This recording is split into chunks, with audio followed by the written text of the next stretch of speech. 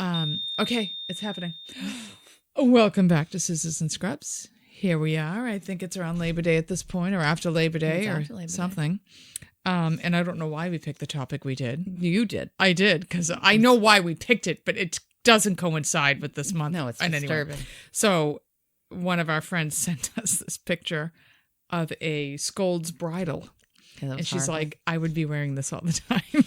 And it made me laugh. She would. I think we all would. Right. And then I looked at Laura. I was like, oh, we should do like all the shit that has happened to women. And so this topic has nothing to do with September at all. I mean, it doesn't have. We don't have to. No, and so we're not. And there's no rule.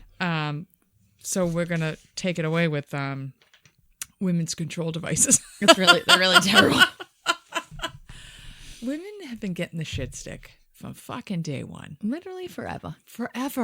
So I'm on this like Facebook group thing. It was like for this fashion page, and then this is like an offshoot, like it's non-fashion related.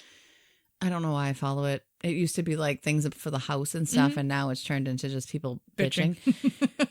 I don't like you follow it. Yeah. I like to hear the stupid shit people bitch about. Like, are you serious? Yeah. So it kind of reminds me of this because like nowadays. Yeah. But this woman's like, am I the asshole? I'm like completely, I work full time and then I am the full time mother and my husband does nothing. I do every chore around the house.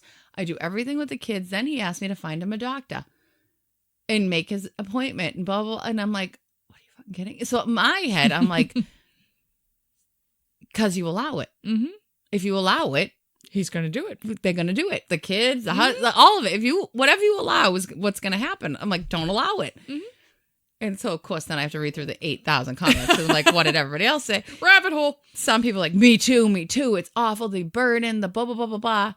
But then there were a lot of people, which did make me feel like, okay, maybe there's hope. There were a lot of people being like, if you allow it to happen, it will happen. Don't allow it. Say, hey, I work full time. You work full time. I will cook tonight. You'll cook tomorrow. I'll do the laundry today. You do the laundry tomorrow.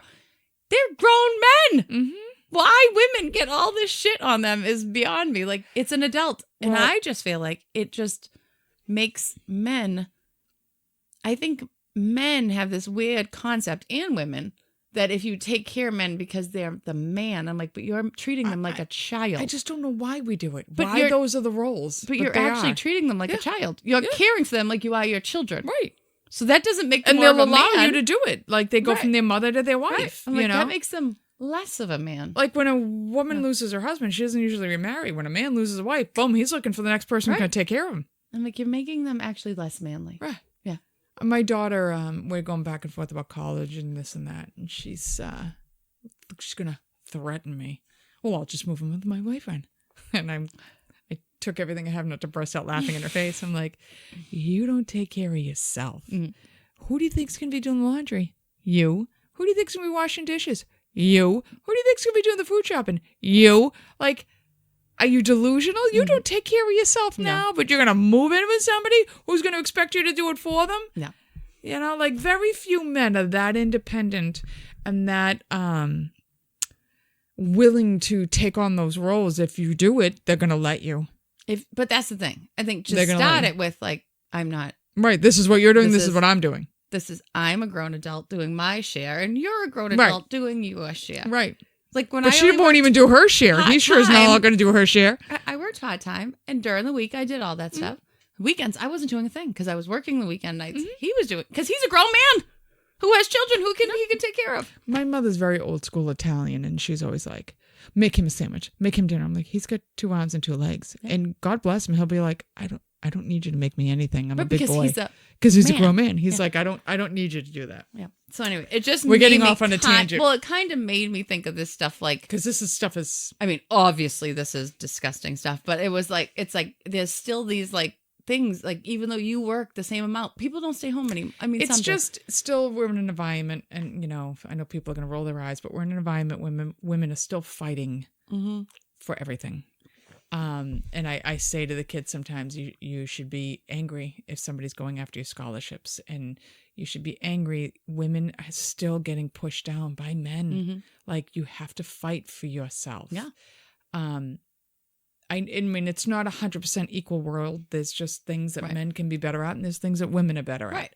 But there's very few things that a woman can't do. Right. That I mean, you know what I mean? Like, so anyway, we're talking about times when if a woman spoke out or if a woman was opinionated. I'll do my share and you do your share. She was slapped with the scold's bridle or she was dunked or whatever. I'm not doing the laundry so today, we're going to actually talk about all the different shit that has been done to women to keep them from talking. Yep.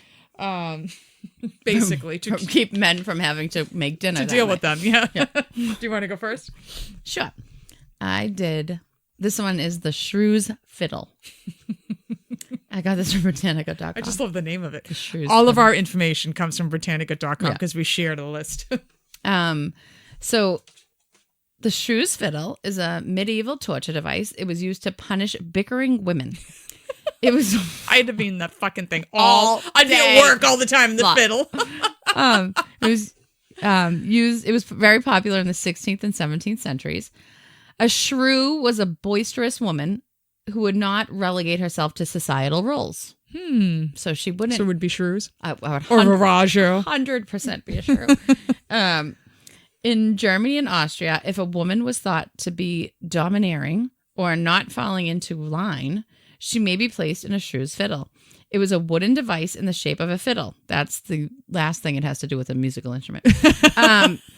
It was, and that's its only comparison. Yeah. There was a large opening for the neck, so you could put their neck through, so their head was above it, and two smaller openings for the wrists. And it locked the head in place and immobilized the hands in front of the woman's face. So you were like, I mean, obviously you guys can't see me, but your hands were like directly in your face and everything was locked in place. And you wore it around your neck. There are different versions.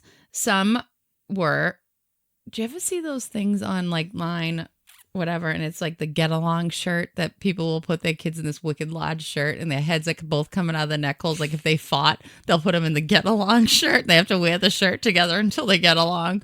Do you know what my father used to do when we would get out? Like, and we're talking, the 70s and 80s. We used to beat the shit out of each other. He'd get a paper bag. It would have to stand face to face on the paper bag. Yeah. So you are nose to nose. And we couldn't move from that paper bag till we could get along. Yeah. It's like the get along shirt. Yes, but my brother is an asshole. Yeah. So he could stand there for fucking hours to be a dick. Yeah.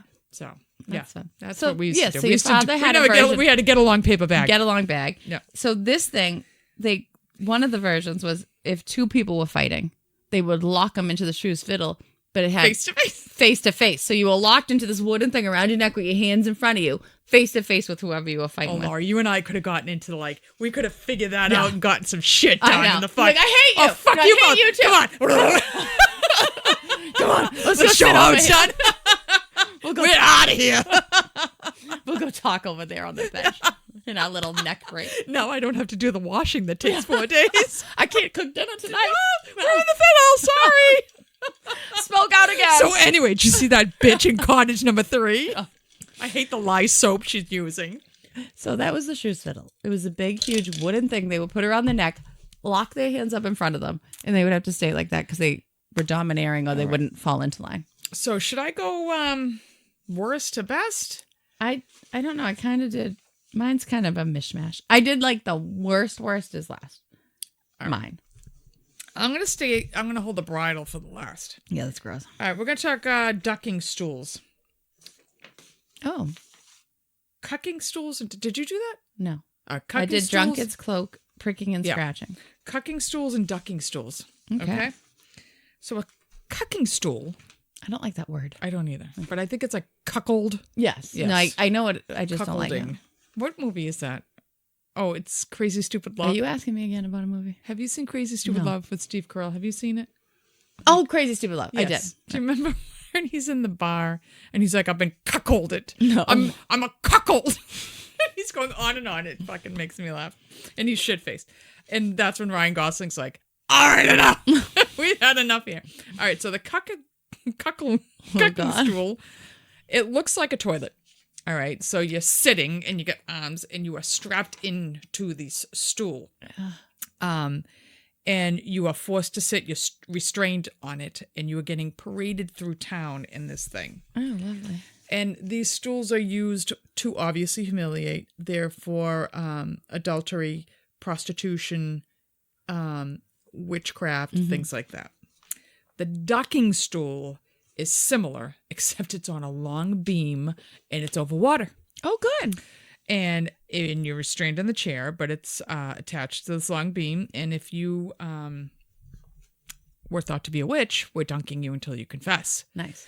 So obviously it leads to drowning. Right. With waterboarding you. With waterboarding. But the good thing is, if you drown, you weren't a witch. Right. No, you were innocent. You were an innocent person that's now dead. You were innocent. Oh my God. So, and when I think of ducking stools, I think of fucking Monty Python, which I bring up in many episodes. You really and do. They're telling to burn the witch, and drown her. And, how do you know a witch burns because she's made of wood? Well, how do you know she's made of wood? Because she floats. It's this whole big thing. But it makes me laugh. And that's what I was thinking of. Like, oh, great. That's really good common sense. If she drowns, she's not a witch, but now she's fucking dead. Right. Good job, we've guys. killed her. Good jobs. Good job thinking ahead of there. Now, this is going to be gross, but if you're sitting for a long time or like on a toilet and your legs, like you don't have the blood flow to your legs. So that's probably not very, No. they probably had them on there strapped down for like a long time. Well, it's like when they would put them in the oh yeah, those what do they things. call those things? That the kids all take pictures Can't it be like you put your head and your arms through it and you're bent over and you're there for hours bent over like that. Imagine how uncomfortable. No, it cannot be good. I mean, they came up with some torture devices awful. back in those days. Those fucking Puritans were rough, man. Sick. Holy shit. All right. That's a cucking and ducking. Lovely. I did drunkard's cloak. Oh, drunkard's cloak. This was used for punishment for public drunkenness in the 16th and 17th century England. The 16th and 17th century, you couldn't pay me to be alive during this time. No, nothing about it seems like a good time. No. It was also used for promiscuous women. It was a wooden barrel, which it was an empty beer cask pretty much. And it was worn as a shirt. So they cut one hole out at the top for the neck and then two. I've seen this in about 5 million Dunkin' Donuts commercials. Not Dunkin' Donuts, Bugs Bunny cartoons. Oh, yes. I was like, That's what I meant to say. I don't know why Dunkin' Donuts came out of my mouth, probably because I wanted tea. But from a million, they were always walking around with the barrels as with a the leather shirt. straps, and they were naked underneath. Yep. It was extremely heavy. Obviously, a beer cask is very heavy and very uncomfortable, as well as embarrassing, as the wearer was then made to parade in the streets wearing the drunkard's cloak. I wouldn't give a shit. While people came out to shout insults at you. Yes, but if you were thought to be like a promiscuous woman, you had to walk around in this thing. And then they were shouting like you're a slut or whatever. Whore. Yeah. So that was the drunkard's cloak. Well, since we're on the idea of promiscuity, one of the books I had to read back as a kid was the old Scarlet Letter. I love the Hester Scarlet Prynne. This shit really happened. So I'm actually going to read laws that were in the Commonwealth of Massachusetts at the time of Nathaniel Hall. Ooh. We're talking Mass Bay Colony. Because it made me laugh. All right. This is sick. That is true. It's just, I cannot believe people live like this. It's nuts. I cannot believe It's nuts. It is enacted by the court in the authority thereof that and the way it's spelled is English, like Old English. So it's like, what? That whosoever shall commit adultery shall be securely punished by whipping 2 several times, namely once while a court is in being at which they are convicted of. So you get whipped in court. And the second time as the court shall order, and likewise to wear 2 capital letters, namely A and D for adulterer. Cut out in cloth and sewed on their uppermost garments, on their arm or back, and if at any time they shall be taken without the said letters while they are in the government, so warned to be forthwith taken, and they will be publicly whipped. WHIPT, whipped. Oh, whipped. Yes, whipped. So you get whipped twice. Once in court and once whenever they fucking feel like whipping you. Nice. Yeah. Not only are convicted adulterers to be severely whipped twice, but they were to forever, for the rest of their fucking lives, display their crime upon their person. Oh my God. So your A and D will stay there till you are 110, if you've lived past the whipping. Yeah. 3 cases of adultery appeared before the court before the 1658 enactment, and in each case, at least one of the convicted party was forced to display letters upon their outer garment. I'll bet you can imagine which one was forced to display upon their outer garment. The woman. The woman was, yes. Well, because no man's going to get charged with that. No. Well, I'll go on a little bit here later on. The most curious piece of legislation pertaining to sexual misconduct is a 1645 enactment that outlawed wearing visors and strange apparel to lascivious ends and purpose. The wording of the passage suggests that the practice of disguising oneself for purpose of sexual misconduct had become a problem in Plymouth. Oh. They were just fucking sneaking around just like men to go get a little whoop whoop on the other end. Whereas some abuses have formally broken out amongst us by disguising, the punishment for wearing a disguise for lascivious ends was a public whipping or a fine of 50 shillings for the first offense. Seems like a lot. Why you'd go for a second? You have to whip me once, I'm done. Right. A second offense increased to fine of £5, and if the bench thought it necessary, a bound to the behavior. In 1658, the enactment was included in the codification of laws. The curious thing about this legislation is that no case of disguises being worn by master lovers appears in the court. So there was such a thing as a scarlet letter, and you were forced to wear these letters. Forever. So I just, to make it kind of medical, what happens when you're whipped. So injuries from being whipped, WHIPT, vary depending on the type of whipping, also known as flagellation, which sounds dirty. I don't like that word. No. Being whipped with a leather instrument or paddle can cause permanent damage to internal organs and muscles, severe blood loss, or even death. And that's where whipping ends. Especially when you're whipped and you have open sores and you lived back in the 16th and 17th century when there's just... Oh, you get some really dirty, fucking pious piece of shit who thinks the more he whips you, the more pious he is. So he's just whipped the shit out of you till you get a bloody stump at the end of that pole. Yeah. Tied to the whipping post. I'm tied to the whipping post. That's a song. Mike, you know the song, right? Thank you. Mike's got my back. Lascivious ends. I mean, what kind of costume are they pulling off in 1659? Right, what are you wearing? What are you wearing to disguise yourself in Puritan times? Black? Your husband's house coat? Put some soot on a mustache? Like, what are you doing? Keep on wearing Santa Claus. Anyway, so that's the scarlet letters that they made women wear. Yeah. All right. I have pricking and scratching. Pricking and scratching was used in English and Scottish witch hunts. If women were accused of witchcraft but did not have the witch's mark, which was an unsightly blemish or a mole, I'd be fucked. A specially designed pricking needle was used to prick the flesh of the accused until it produced a result that wouldn't bleed or cause pain. So they would prick you. And but if you bled, you were a witch? No. If you bled, you were... Yes, you were a witch. And they would just keep pricking you until they could find a place that didn't bleed or cause pain. So if you had like a callus and they pricked you there... They set you up for failure as a witch. You had no choice but to be a witch. Like, you're going to drown. You'll live, but you'll die, but you're not a witch. Right. So until they could find that, they couldn't be proved that they were not a witch. They also had the possessed victims, the supposed possessed victims of witches, scratched the accused witches until they drew blood. If the victim's possession improved after they drew blood, the scratch test served as confirmation that the accused was a witch. So they let the people who said they were victims scratch these people until they bled.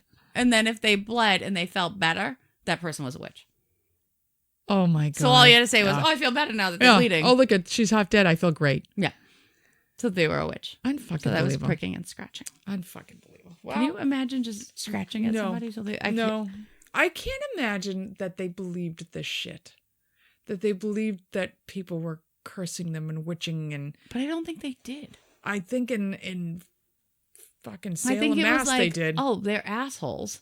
Well, I think the people accusing them knew they were full of shit, but I think the other people, like, I think it's James of Scotland took over after Elizabeth I. He was huge into this shit. Yeah. He was huge into it. But they had stopped And we were still carrying it on over here. I know. Even the people in Boston were like, what are they doing up in Salem? They're nuts. There's no witches up there. You know, I know I've said this. One of my great grandmother was one of the witches, quote unquote, that they killed. I mean, it's terrible what they did. Terrible. Mm-hmm. Well, I'm going on to amputations. So in Egyptian times, pharaohs used facial mutilation, especially the removal of the nose, as a form of punishment for adultery. Cut your nose off to spite your face. Fucking nose off to spite your face. This was also a punishment used among Greeks and Romans. They cut the women's noses off? Mm-hmm. In Arab cultures, the husband whose wife was unfaithful, well, he gets to cut your nose off. But if he's unfaithful, well, he just pays a fine. Or maybe he gets doing it. Or maybe he gets like 100 lashes, but he can pay a fine and get out of it. But you're fucked. In Europe, at the end of the 6th century, prostitution was punishable by having your nose cut off. Oh my God. Also known as a rhinotomy. In the Chinese culture, a punishment called, I'm not going to pretend to pronounce this, but it's UA, was used for over 500 different offenses, including cheating and stealing. And this was when they cut your feet off. They'd cut your foot off if you were cheating. I guess you couldn't run away. Right. I got that information from the National Health Institute.gov. I wrote more about cucking stools. I don't know. I'm all over the place with this. Yes, because they were used for witchcraft, prostitution, and disorderly conduct. But yes, they would cut your nose off and disfigure you for cheating or for prostitution. And it's not like prostitutes don't do it for fun. No. They do it because they're poor and have no money, and that's the last. There's no really case of prostitution being done for other than they need to pay for something. Right. Right. So it's not like they're like, hey, guess what I'm going to do? Like, in some cultures. Why are they going after them and not the men. Right. That's what I'm saying. 100%. Like, yeah. In some of the cultures, the women would purposely do it so they wouldn't be raped. So they figured if they would cut their own faces, their noses and shit off, their lips, their ears.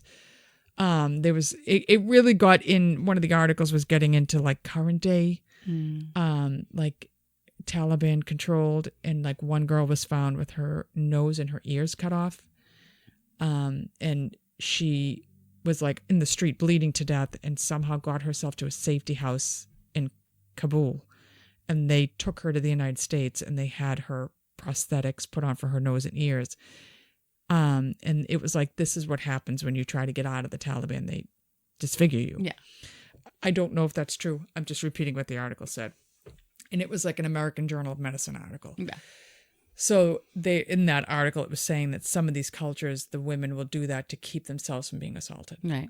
And I was like, holy shit, that's some drastic measures. That's literally cutting your nose off. Yeah, that's some drastic measures. That's horrifying. Yeah, it was rough. And it's not like back then you needed or in some of these places, you need proof of it. The guy can just say, anything. He's pissed at you. You could, I mean, up till the 50s, men could commit you right, without your consent. Like, they can just be like, oh, she cheated. Yeah. You don't need to prove that. Yeah. You just have to say it. Yeah.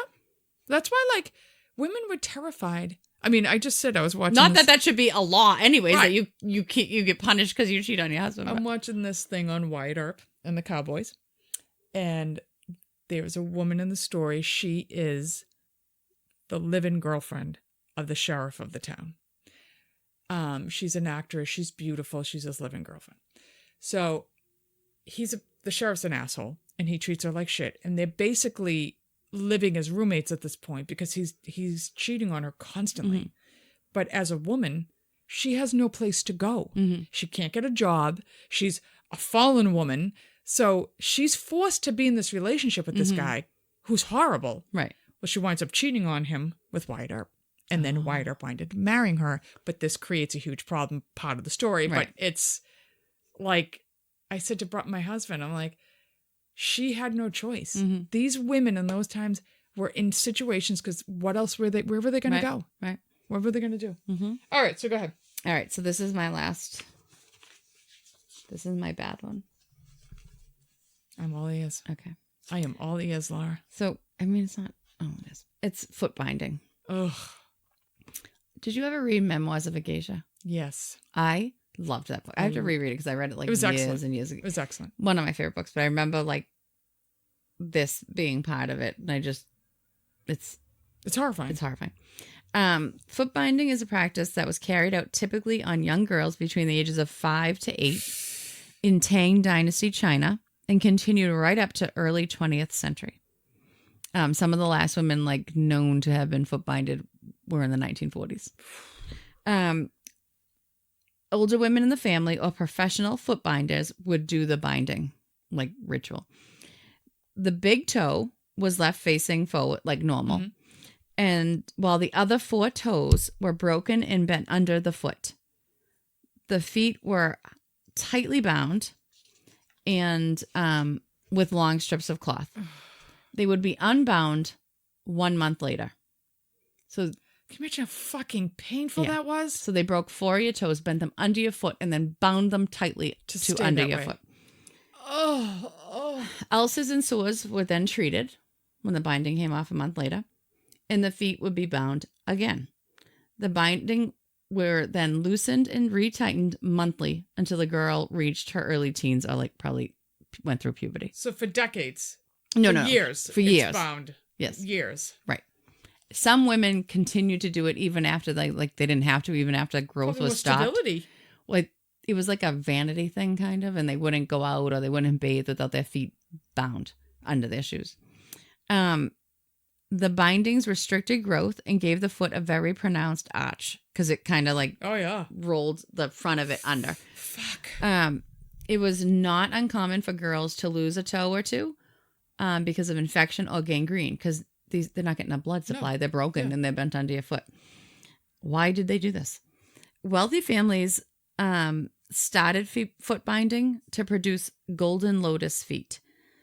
They wanted their feet to be no longer than 3 to 4 inches because it was a sign of beauty and elegance. They were dancers, apparently, that wore these special shoes that made their feet look really small. They were like bow shoes, I think they were called. And these dancers were thought to be beautiful. So they were like, oh, we'll make their feet beautiful. And they started making golden lotus feet. Also, the women had to walk with small light steps because your feet are broken and disfigured. And these deformities made them walk like little teeny tiny dainty steps, which were then considered elegant steps, these little teeny tiny steps. I'm disgusted. Mm-hmm. However, foot binding spread to less wealthy families because, one, they wanted their girls to be like just as desired. Like, oh, that's the trend. These girls are beautiful because of their feet. So we're going to do this to our girls' feet. And 2, it made the girls sit for long periods of time to weave, knit, because they're not walking, spin, which helped the families monetarily. Foot binding persisted the longest in areas that still needed goods like clothes to be produced at home. It kind of like fell off with the invention of factory made goods. So when factories started popping up, less women had their feet bound. And it was banned in the earliest 20th century. I got that from CNN World History Encyclopedia. See, I had read a book in high school. I can't remember. It was not Memoirs of a Geisha, but it was a different book. And it was about like a turn of the century Chinese family. And not only were they binding the feet, but they were doing, I think it's called a frenotomy, where they cut the frenulum under your tongue. And they did that so that you had to think before you speak. You couldn't just talk off the top. Like, why are we not doing this to fucking men? Right. Yeah. But they were saying like, and if you see everybody the always shoes, hears, like I remember when I was little hearing like, oh, it was because they thought it was beautiful. Yeah. Small feet were beautiful, which I still think. I have big feet, and I'm like, oh, I wish I was obviously not that small. Right. But like I remember that, and then they're like, this was actually like, yes, torturous. It started with wealthy families, but then these women couldn't walk. They couldn't go do things. You're a little girl. You can't get up and go. So guess what? Now you're going to sew. Now you're going to do this. Now you're going to make the clothes. You're going to sit and do this. And because they couldn't get up. And they said people that lived like out in fields and were doing like field work, they didn't do this because they needed the women to walk. So it was 100% like control. It was control. It was control. And if you like, there's the PBD Essex in Salem has a Chinese house. That's literally what they call it. And you can see the shoes, and they're tiny, 3 to 4 inches. They're tiny. I'm like, think about how small that is. I couldn't get my big toe in there. 3. That's 3 inches. Yeah, it's so small. It's disgusting. Yeah, it's disgusting. That whole practice is just disgusting. Well, Anyways. I'm moving on to Scold's Bridle. Can't That's wait. my rough one. Mm-hmm. And it's nothing compared to foot binding. Yeah. So a Scold. Really? Oh, it's like, no, foot binding's Can you 10 times imagine worse. just all of your toes broken down and like that? the chronic pain you would be in? I can't even fathom. The chronic pain. The, I couldn't do that to my child. they look like pig's hooves almost. Yeah, they're disgusting. Yeah. So a scold is a person who is a public nuisance. I'd be a shrew A scold. shrew and a scold.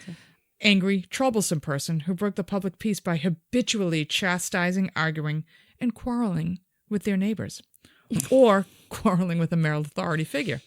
Obviously, the scold is a woman. Always. Yeah. Always a woman. A bridle is used on horses to lead, direct, or coerce the hearse. The horse. It has two parts. It has a bit that goes in the mouth, making the horse compliant to the rider. If it's misused, it will hurt the horse or permanently injure the horse. The bridle also has reins to lead the horse to where you want to go. So, a scold bridle it's a headpiece made of iron. It's open on the whole side. thing's iron? Oh, yeah. Like, at least the horses is like leather. And it's like, only, so it's soft. Nope, the whole thing is iron. And it hinges so you can clamp it on somebody's head. And there's a flat piece that projects inwards that goes into your mouth and it holds the tongue down. And holds it still so you cannot speak. Oh my God. Sometimes it would have spikes, which if you moved your tongue, you would shred your tongue.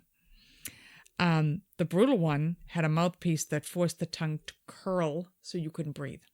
So you would be like... I was going to say, even just holding it down, like the doctor puts a tongue depressant and you just feel like I can't breathe because I can't swallow. Yep. So now this one would force your tongue to curl, which make it even more difficult for you to pull breathe. it back. Yep. Oh my God. Once the bridle was placed on the scold, she's then paraded through the streets by a chain into the marketplace to be humiliated. Nice.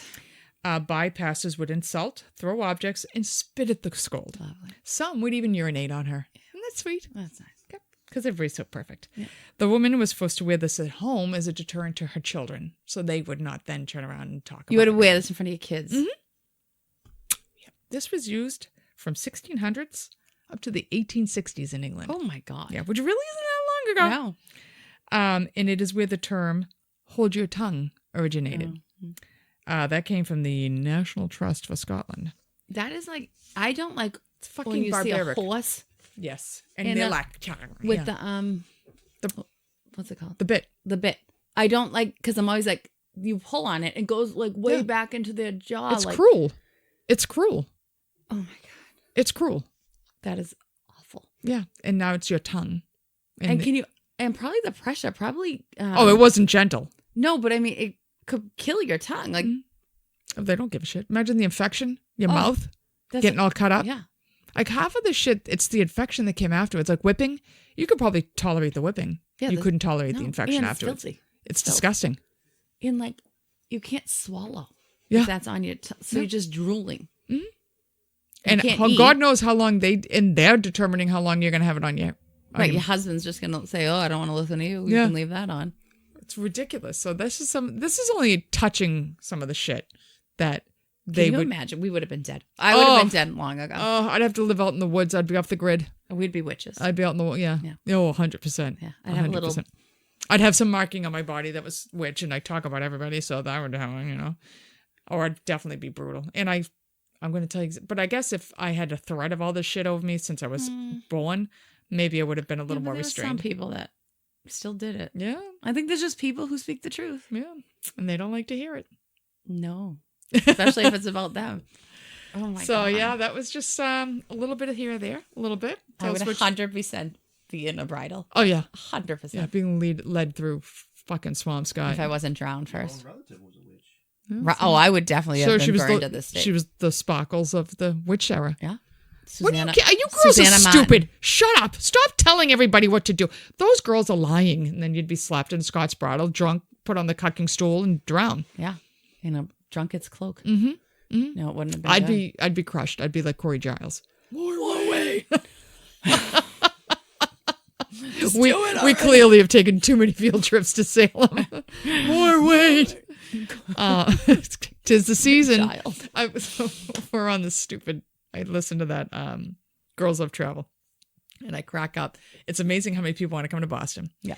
And it's amazing how many people think they're going to show up at Salem in October and get a room. You can't even So it's always you like, can't even drive I'm thinking near of Salem. going to Salem in October, and like, should I get a room? Is everything booked? And I'm like, I just text him like, you should have booked a year ago. Also, Salem's like this big. It's tiny, Like, and it's how many hotels do you and think like there a 4 million people are showing up there in Halloween. Yeah. Like it's busy. Yeah, you're gonna be in line, and everything's booked if you haven't already booked it. Yeah. And the hotel, the where my daughter used to work, it's booked 2 years out for Halloween. Like, what are you delusional? It would be cool to stay there. At that hotel. I mean, you got to book out because they do the witches ball there. She said during Halloween there's a basement, has a room in it, and they do some weird ceremony down there. Ooh. She's like, it's creepy. Yeah. You can get some kind of deal.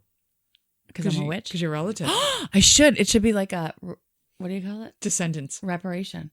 Yes. Yeah. They Yes. killed my great-great-great-great-grandmother for being a witch, so I should be able to stay at the hospital. Reparations, baby. And go to some weird Ceremony in the basement Yeah. with the witches and the warlocks. Also, I have a cousin who was married to a, what do you call the guy? Warlock. No. Oh, I thought it was a different word. I don't know why I was thinking a different word. Anyways, he was one of those. He was one of those. Maybe I can. Maybe also that will help me get some tickets. Oh, I'll tell you, just when she was working there and I'd pick her up and drop her off, I could sit, just give me a drink, sit me on the corner. Yeah, the costumes, The clothes, costumes, the witch. Everybody thinks they're a decorative witch. The amount of witches, like we joke, driving her in, it wasn't very long. I'd count 400 witch hats. Yeah. I'm like, oh my God, the money. And did they know make they probably looked more like me right now than Everybody, in their they outfits? sell these like weird little felt witch hats. They almost look like in Harry Potter, the Goblet of sorting Fire, hat. That the female school that from Harry, they had these certain hats on. Yeah. That's what they look like, but they're all different colors and they're all felt. And we just would laugh like, because it starts in September and be like, I saw 42 hats on the I'll way see in. them at noon going to get my nails done on a Yes. Tuesday. I'm Yes. like, where are we going, ladies? Like, Oh, why are we it's- wearing witch hats right It's now? only getting worse and worse. Only getting worse. I went there in July and everybody was already in witch hats. I'm like, oh my God, you know you're not original, right? I know. You know what? People don't do it. They don't Well, see it's it. when It you is live like, when you live near it. Right. Like, I mean, it spills over into my town. Yeah. Because I border it. It spills over into my town. I can't get into my restaurants close to Halloween. All of our places are booked up. And the traffic hits us too. I'm like, oh my God, go home. But I get it. It's just everybody. It's funny to see the same thing, and everybody thinks they're doing it different. You know what I mean? Yeah. But there are some costumes that come out. Like one guy last year had on. He was a clown, but he wore stilts, and he show up every weekend. Friday, Saturday, Sunday, because they get pictures. They make money on pictures and all this shit. He had a huge mallet. He was like 10 feet tall, and he'd come clomping through the city, and you'd be like, "Holy shit!" I mean, he did a good job. He did a good job. All right, so we're not at Halloween yet. It's just after Labor Day. My son's coming home. I haven't seen him in so long. I'm so excited. So this will come out after, hopefully, so I won't have to record while he's here. No. And we wish you all the best. We would love to hear from you. Yeah. Give us some great ideas. Yeah. And we will see you in a couple of weeks. Bye. Bye. Like, subscribe, rate, and review the Scissors and Scrubs podcast on whatever podcast app you listen to us on. Follow us on Twitter, Facebook, and Instagram at Scissors and Scrubs. And email us any of your stories or thoughts to scissorsandscrubs@gmail.com.